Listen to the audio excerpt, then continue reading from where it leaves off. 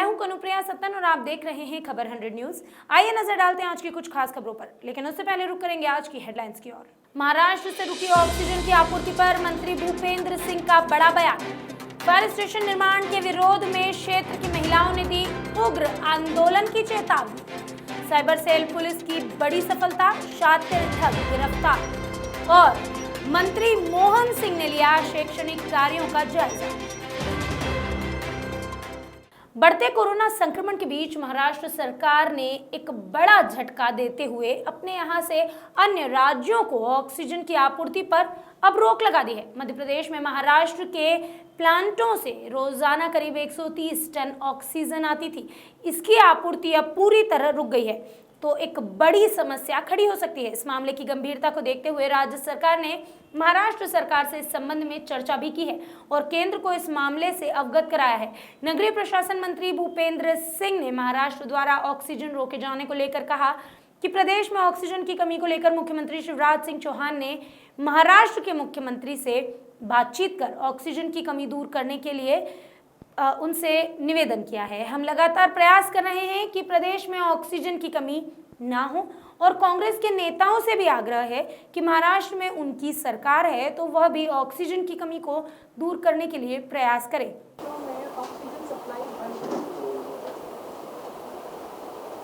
देखिए,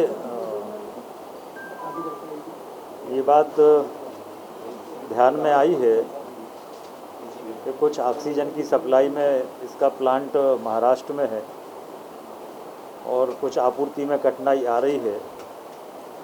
इस संबंध में माननीय मुख्यमंत्री जी की वहाँ के मुख्यमंत्री श्री उद्धव ठाकरे जी से या तो बात हो गई होगी या बात होगी, जिससे कि मध्य प्रदेश को ऑक्सीजन की कमी ना हो और विकल्पों पर भी सरकार विचार कर रही है। साथ में मध्य प्रदेश के कांग्रेस के नेताओं से भी आग्रह करेंगे कि महाराष्ट्र में उनकी सरकार है, इसलिए वो भी उद्धव ठाकरे जी से बात करें कि मध्य प्रदेश की ऑक्सीजन ना रोकी जाए। कल मंत्रियों को दो टूक कहा गया है कि भोपाल में कोरोना संक्रमण अब बेकाबू हो गया है। शहर में अनलॉक 3 और 4 के बाद लगातार मामले बढ़ रहे हैं। कोरोना के बढ़ते मामलों को देखते हुए राज्य सरकार ने लोगों में जागरूकता पैदा करने की जिम्मेदारी नगरीय प्रशासन विभाग को सौंप दी है, जिसके बाद गुरुवार को नगरीय प्रशासन विभाग ने शहरवासियों की जागरूकता के लिए इको फ्रेंडली ट्रेन का शुभारंभ किया। इको फ्रेंडली ट्रेन को हरी झंडी दिखाकर रवाना करने के बाद नगरीय प्रशासन मंत्री भूपेंद्र सिंह ने पत्रकारों से चर्चा की और प्रदेश के साथ ही भोपाल में कोरोना के बढ़ रहे प्रकोप के बारे में भी बात की। उन्होंने कहा कि जागरूकता के साथ इसके बचाव के लिए प्रचार प्रसार करने की आवश्यकता है। नगरीय प्रशासन मंत्री ने कहा कि मुख्यमंत्री शिवराज सिंह चौहान ने भी कैबिनेट की बैठक में इसकी जिम्मेदारी नगरीय प्रशासन को सौंपी है। भोपाल से दीपक सिंह की रिपोर्ट। बढ़ते कोरोना मामलों को देखते हुए महाराष्ट्र सरकार के अन्य राज्यों को ऑक्सीजन की आपूर्ति पर रोक देने के बाद सीएम शिवराज सिंह चौहान ने कोरोना की समीक्षा की, जिसमें शिवराज ने कहा कि ऑक्सीजन का विषय महत्वपूर्ण था जो मुझे विचलित कर रहा था। आज मैंने महाराष्ट्र के सीएम उद्धव ठाकरे से इस मामले में बातचीत की है और उनसे आग्रह किया है कि ऐसे संकट के समय ऑक्सीजन की सप्लाई नहीं रोकनी चाहिए। साथ ही सीएम शिवराज ने कहा कि उद्धव ठाकरे कोशिश करेंगे कि ऑक्सीजन की सप्लाई ना रुके। हमने वैकल्पिक व्यवस्था भी की है। शुरू में एमपी में ऑक्सीजन की उपलब्धता थी केवल 50 टन, जिसे बढ़ाकर 120 टन तक कर लिया गया है। 30 सितंबर तक 150 टन ऑक्सीजन की व्यवस्था कर ली जाएगी। साथ ही सीएम शिवराज ने कहा कि मैं मध्य प्रदेश की जनता को आश्वस्त करता हूं कि ऑक्सीजन की कमी प्रदेश में नहीं हो सकेगी। आज मैंने कोरोना की पूरी समीक्षा की है। ऑक्सीजन की कमी का विषय महत्वपूर्ण था जो मुझे चिंतित कर रहा था। आज मैंने महाराष्ट्र के मुख्यमंत्री श्री उद्धव ठाकरे जी से भी बात की और उनसे आग्रह किया है कि ऐसे संकट के समय ऑक्सीजन की सप्लाई नहीं रोकनी चाहिए। उन्होंने मुझे आश्वस्त किया है कि दिक्कत उनको भी है कोविड के पेशेंट्स के कारण, लेकिन वो यथासंभव प्रयास करेंगे कि मध्य प्रदेश के अस्पतालों को ऑक्सीजन की जो सप्लाई होती है वो आपूर्ति सुनिश्चित रह सके। लेकिन हमने वैकल्पिक व्यवस्था भी की है। प्रारंभ में मध्य प्रदेश में ऑक्सीजन की उपलब्धता थी केवल 50 टन, अभी बढ़ा के हमने 120 टन कर ली है और 30 सितंबर तक हम 150 टन ऑक्सीजन की व्यवस्था कर लेंगे। मध्य प्रदेश को महाराष्ट्र से 20 टन ऑक्सीजन मिलती थी। आइनॉक्स एक कंपनी नागपुर से सप्लाई करती थी, अब वही कंपनी हमें 20 टन ऑक्सीजन की सप्लाई गुजरात से और उत्तर प्रदेश से करेगी।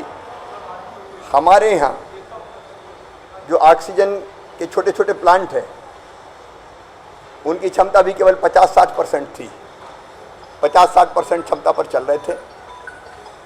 हमने उनको आग्रह किया है कि वो फुल कैपेसिटी पर अपने प्लांट चलाएं ताकि ऑक्सीजन की उपलब्धता में और बढ़ोतरी की जा सके। शॉर्ट टर्म सारी व्यवस्था हमने कर ली है। मैं प्रदेश की जनता को आश्वस्त करता हूं कि ऑक्सीजन की कोई कमी कोविड पेशेंट्स के लिए नहीं रहेगी। लॉन्ग टर्म प्लानिंग के लिए भी हमने बाबई के मुहासा में आइनॉक्स कंपनी ने कहा था हम ऑक्सीजन का प्लांट डालेंगे, तो उसको स्वीकृति दी है, अनुमति दी है, जल्दी उसका काम शुरू करेंगे और 200 टन ऑक्सीजन 6 महीने के अंदर बनाने की क्षमता का प्लांट खड़ा कर लिया जाएगा। क्योंकि कोविड कब तक चलेगा इसके बारे में निश्चित तौर पर कुछ नहीं कहा जा सकता। अब अनलॉक भी नहीं किया जा सकता, अर्थव्यवस्था को भी पटरी पर रखनी है, इसलिए मास्क लगाना यही उपाय है उससे बचने का।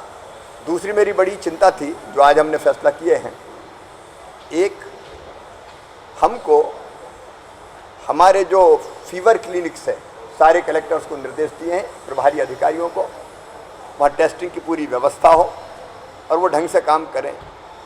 दूसरे, कोविड कंट्रोल और कमांड सेंटर हर एक ज़िले में हम सक्रिय कर रहे हैं, 3 दिनों में हर ज़िले में चालू हो जाए।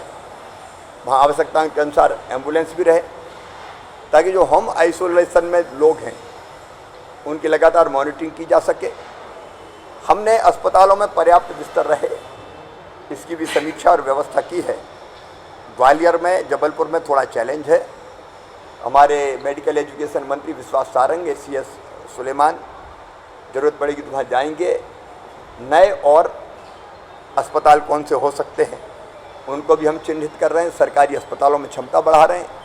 हर एक ज़िले में कलेक्टर्स को, प्रभारी अधिकारियों को निर्देश दिए हैं कि उन ज़िले में भी क्षमता बढ़ाने के साथ साथ जो प्राइवेट अस्पताल हैं उनमें भी कुछ बिस्तर कोविड के लिए ज़रूर रहे।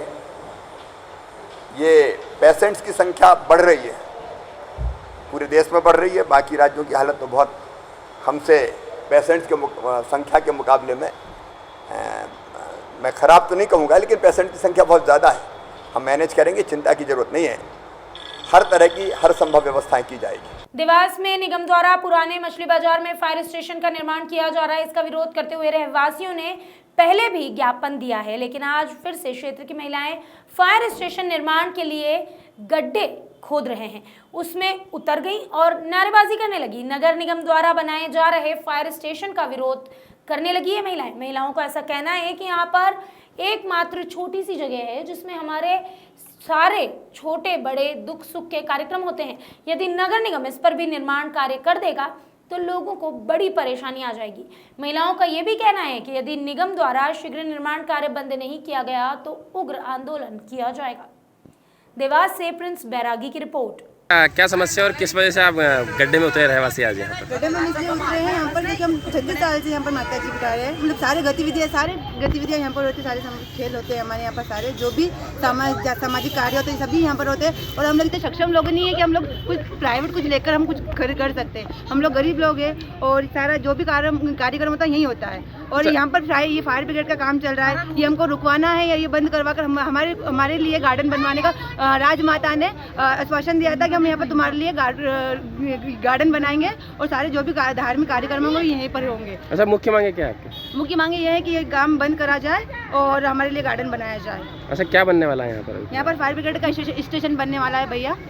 तो हमारी राजमाता से निवेदन है और सभी जितने भी बड़े लोग हैं उनसे ये आवेदन है कि हम ये काम बंद करा जाए, हमारे लिए गार्डन बनाया जाए, भवन बनाया जाए, जिसमें हम सारे सामाजिक कार्य कर सकें। अच्छा, कहाँ रहते हैं और किस स्थान पे ये चीज़ बन रही है? पटवर्धन मार्ग, मोती बंगला, वार्ड क्रमांक 27, और मेरा नाम रचना निमोला है। किस समस्या को लेकर आप गड्ढे में उतरे हैं आज? समस्या ये है भैया कि हम यहाँ पर करीबन 36 वर्ष से यहाँ पर माता जी का कार्यक्रम करते आ रहे हैं, जैसे माता जी बिठाना, गणेश जी का बिठाना, शादी ब्याह, घाटा नुक्ता, जो भी हमारे छोटे बड़े कार्यक्रम सभी यहीं से होते थे। और यहाँ पर हम लोगों को काफ़ी टाइम से और यहाँ पर आके हमको बताया गया था कि गार्डन बन रहा है, कमेटी हॉल बनाया जा रहा है, उसके लिए है ना हमारे पूर्व सभापति श्री अंसार भाई है ना, उन्होंने यहाँ के लिए कमिश्नर को पत्र भी दे दिया था, जिसका टेंडर भी हो चुका है, उसका रिकॉर्ड नगर निगम के पास में है। उसके बावजूद भी यहाँ पर फायर ब्रिगेड स्टेशन बनाया जा रहा है। अच्छा, कब तक आप इस गड्ढे में रहेंगे? ये जब तक काम नहीं रोकेंगे, बंद नहीं होगा यहाँ का, जब तक भले हम यहाँ पर मर जाएंगे, आत्महत्या कर लेंगे, लेकिन काम मुख्य मांग क्या है आपकी? हमारी मुख्य मांग ये है कि यहाँ पर काम बंद करो और हमको गार्डन बनवा के दो। क्या बन रहा है यहाँ पे? यहाँ पे फायर ब्रिगेड स्टेशन, जो कि बालगढ़ में एक है, लेकिन उसका उपयोग नहीं किया जा रहा है। अच्छा, यहाँ ये जो जमीन है, आप यहाँ जो फायर स्टेशन बन रहा है, क्या क्या आपके काम में आती है जमीन? ये जगह हमारे शादी जो मर जाते हैं, कार्यक्रम वगैरह, घाटा नुक्ता जो होता है, मन्नत का कार्यक्रम होता है, माता जी बिठाते हैं, गणेश जी बिठाते हैं, हमारे सारे गतिविधि, धार्मिक कार्यक्रम वगैरह जो भी है सब यहीं से होते हैं भैया। आपका नाम है? मेरा नाम अंतिम नीनामा। कुशीनगर के दूधी ब्लॉक अंतर्गत नरवाहा डीह महावीर चौक पर दो बाइक सवार की आपस में भिड़ंत हो गई। इस घटना के दौरान 3 लोग घायल हो गए हैं, जिसमें से 2 की हालत अभी गंभीर बताई जा रही है। घायलों को एम्बुलेंस की मदद से जिला अस्पताल भेज दिया गया। आपको बता दें कि घटना होने के 2 घंटे बाद पुलिस घटनास्थल तक पहुंची। कुशीनगर से अजीत कुमार की रिपोर्ट। ग्वालियर राज्य साइबर सेल पुलिस ने एक शातिर ठग को गिरफ्तार किया है। आरोपी सस्ती गाड़ियों और अन्य चीजों को सस्ते में बेचने के नाम पर ठगी करता था। आरोपी अमित गांधी को भोपाल से गिरफ्तार कर लिया गया है। आरोपी बिहार, झारखंड, राजस्थान के फ्रॉडस्टर से सीख लेकर भोपाल में बैठकर चला रहा था। ठगी का बड़ा गोरखधंधा मास्टरमाइंड पूरे भारत में कर चुका है। लगभग 300 से अधिक लोगों पर अटेम्प्ट। लगभग 1 साल से OLX और सोशल मीडिया से ठगी को इसने अंजाम दिया है। पुलिस अधीक्षक राज्य साइबर पुलिस ग्वालियर सुधीर अग्रवाल के मार्गदर्शन में OLX और सोशल मीडिया के माध्यम से ठगी करने वाले मास्टरमाइंड को गिरफ्तार करने में आखिरकार पुलिस को सफलता मिली है। ग्वालियर से ओमपाल कोरब की रिपोर्ट। क्या पूरा मामला है? ये जो आरोपी है ये ग्वालियर एक निवासी मिस्टर रामेंद्र यादव है। इनके द्वारा कंप्लेंट किया गया था कि इनको जो है पुराना सामान बेचने के नाम पे किसी ने ठगी की है इनके साथ में। तो उस पर से हमारी टीम ने पूरा इन्वेस्टिगेशन किया और उस जांच में ये पाया कि जो आरोपी है भोपाल में निवास करता है और इसके द्वारा इसका जो है फरियादी का नंबर ढूंढ करके उनको कॉल किया गया और कॉल करके उसको बताया गया कि वो उसका ट्रांसफ़र चूँकि हो गया है तो अपनी कार, लैपटॉप और कुछ अन्य सामान घरेलू है वो बेचना चाहता है कम कीमत पे, क्योंकि उसको ट्रांसपोर्टेशन में समस्या हो रही है। तो जो हमारे कंप्लेनेंट हैं उनको इसकी बात पे यकीन हो गया और उसके कहे अनुसार उसने थोड़ा थोड़ा करके 90,500 रुपये इनके जो द्वारा बताए गए अकाउंट में जमा कर दिए।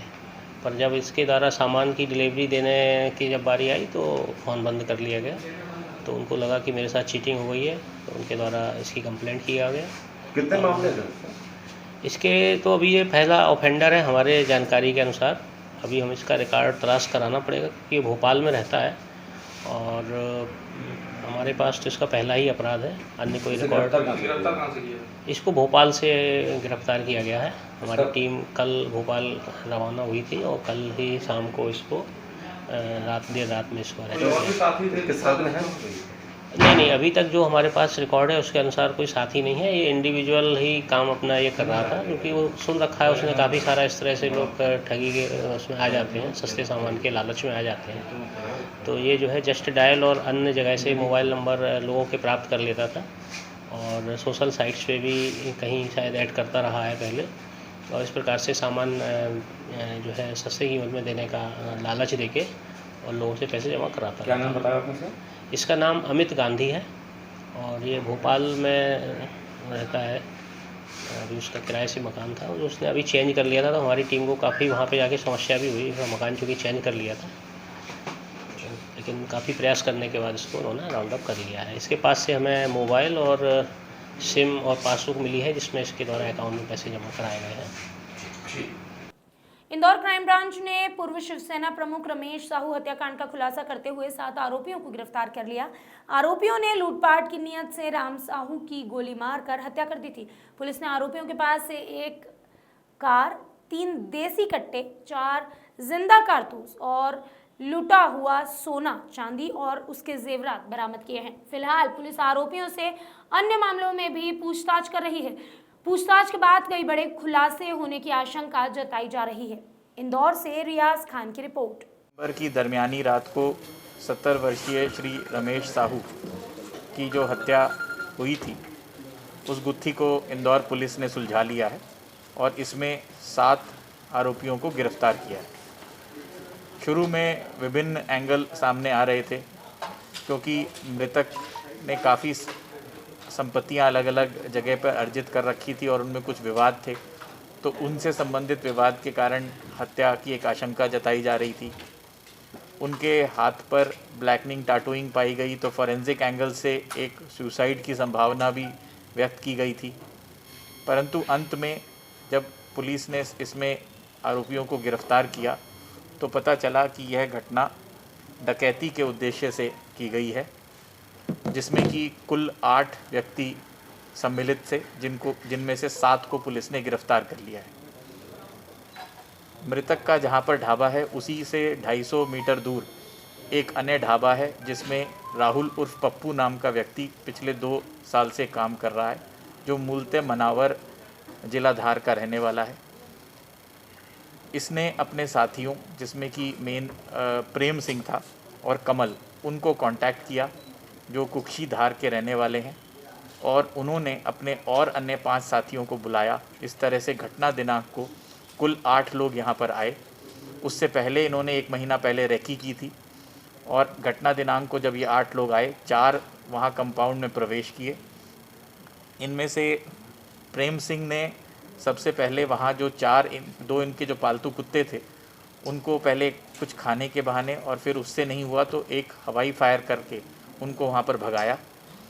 जब हवाई फायर की आवाज़ आई तो उस पर मृतक अपने कमरे से बाहर जैसे ही निकले, उनको ओवरपावर किया गया, गन पॉइंट पे होल्ड किया गया, और 2 व्यक्ति जो बगल वाले कमरे में जहाँ उनकी धर्मपत्नी और उनकी बेटी सोए हुए थे, उधर उनमें 2 लोगों ने खिड़की के जरिए वहाँ पर प्रवेश किया, उनके जो ऑर्नामेंट्स हैं वो लूटे, और जब वो बाहर जा रहे थे, इस बीच मृतक रमेश साहू जी ने अपने आप को छुड़ाने के लिए जो संघर्ष किया, उस दौरान विजय नाम के आरोपी ने उन पे गोली चला दी, जिससे कि उनकी मृत्यु हुई। ये पूरी एक्सरसाइज में इस घटना के पर्दाफाश करने में पुलिस को काफ़ी मेहनत करनी पड़ी। वहाँ पर आसपास के लोगों का व्यापक रूप से सर्वे किया गया, उनकी क्रिमिनल बैकग्राउंड चेक की गई। वहाँ का जो PSTN डंप है, बहुत ही डिटेल में टेक्निकल टीम के द्वारा एनालाइज़ किया गया, और उसके बाद जो सस्पेक्ट हमारे उसमें आए, उनको एक बहुत अच्छी स्वीपिंग एक्सरसाइज के जरिए अलग अलग जगहों से पकड़ा गया। जिस व्यक्ति ने गोली मारी है, विजय, इसको द्वारका गुजरात में जाकर पुलिस ने अभिरक्षा में लिया है। एक आरोपी खरगोन में पकड़ा गया, और बाकी आरोपी अलग अलग जगह पे कुक्षी से पकड़े गए। इन आरोपियों में प्रेम सिंह और कमल, इनका पूर्व रिकॉर्ड है। प्रेम सिंह 2013 में कुक्षी में एक मर्डर के मामले में बंद हुआ था, और इसी तरह से जो कमल है, इसका भी चोरी से संबंधित पूर्व रिकॉर्ड है। इन लोगों ने यहाँ पर आकर ये घटना जब की, उसके बाद अलग अलग तरह से एक बोलेरो का भी इस्तेमाल इसमें हुआ है। 4 लोग उससे भागे, और बाकी 4 लोग अलग अलग रास्तों से उन्हें जाकर पहुँचे। पुलिस ने जो घटना में प्रयुक्त समस्त जो ऑर्नामेंट्स हैं जो गए थे, वो बरामद कर लिए हैं। 3 अवैध शस्त्र जो कि घटना में प्रयोग हुए थे, वो तीनों को बरामद किया है। 4 कार्ट्रिजेस भी इसमें जब्त किए गए हैं। ये बहुत ही बड़ी एक अंधा कत्ल था, चैलेंज था। इनका बैकड्रॉप भी था, एक राजनीतिक संगठन से भी ये जुड़े रहे हैं। इस कारण पुलिस के लिए भी एक बहुत बड़ा चैलेंज था इस तरह की निर्मम हत्या का पर्दाफाश करना। परंतु इंदौर पुलिस विशेषकर क्राइम ब्रांच ने बहुत अच्छी इसमें कार्रवाई करी है। टेक्निकल सेल का भी बहुत रोल इसमें रहा है और बहुत अच्छा फील्ड यूनिट्स ने काम किया है, जिसके कारण हम इसका पर्दाफाश कर पाए। और इसके लिए जो इस पूरी टीम को मेरे द्वारा 30,000 रुपये नकद इनाम से पुरस्कृत किया गया है। ग्वालियर मध्य प्रदेश के उच्च शिक्षा मंत्री मोहन सिंह यादव गुरुवार को ग्वालियर पहुंचे। मंत्री ने जिवाजी यूनिवर्सिटी के टंडन सभागार में अंचल के महाविद्यालयों के डीन के साथ बैठक करते हुए शैक्षणिक कार्यों का जायजा लिया। मंत्री यादव ने जेयू के परफॉर्मेंस की तारीफ की, साथ ही विश्वविद्यालय एसके संबद्ध महाविद्यालयों के डीन और संकाध्यक्षों के साथ एक बैठक भी आयोजित की। इस बैठक में शैक्षणिक सत्र की बाधाओं और ज़रूरतों पर चर्चा की गई। बैठक के बाद उच्च शिक्षा मंत्री ने बताया कि हमारी तैयारी पूरी है, जल्दी ही परीक्षा कराकर परिणाम भी घोषित कर दिए जाएंगे। आगामी शैक्षणिक सत्र में देरी ना हो, इसके लिए भी तैयारियां की जा रही है। ग्वालियर से ओमपाल कोरव की रिपोर्ट। खबरों में अभी इतना ही। और खबरों के लिए जुड़े रहिए खबर 100 न्यूज़ के साथ, जनता की बुलंद आवाज़।